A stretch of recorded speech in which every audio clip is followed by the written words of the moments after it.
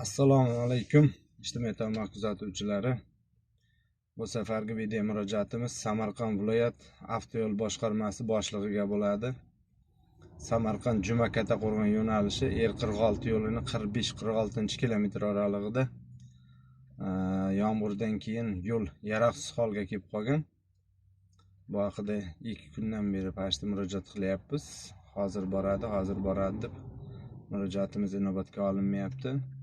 Bu yo'l yaroqsiz holga yomg'ir sababli keldi, sifat yo'qligi tufayli. Kim qancha mashinalar balonlari yorilib moddiy zarar ko'ryapti. Ko'p fuqarolar texnikalar shikastlanyapti. Unga ham ustaga ta'mirlab boshqa qiladi. Xullas moddiy zarar keltiryapti shu yo'l. Bunga bironta mutasaddi rahbar bo'lsa, qaraydigan shu videomiz yetib borsa, aloqaga chiqsin, ko'rsatib beraman qayerda bo'lganligini, nima bo'lganligini. Telefon nomerimni ham qoldiraman video oxirida. Bittadan like bosib, o'z qissalaringizni qo'shib yuboringizlar, ijtimoiy tarmoq kuzatuvchilari.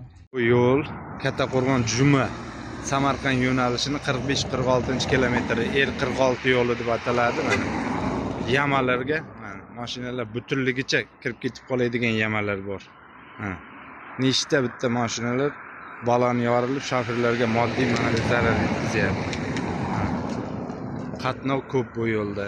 Mana ko'rib guvohi bo'lasizlar. Qayerdan o'tishni bilmay, baribir bittasiga tushadi.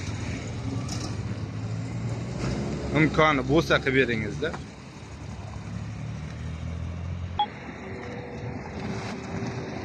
Qayerdan o'tishini bilmayapti bechoralar.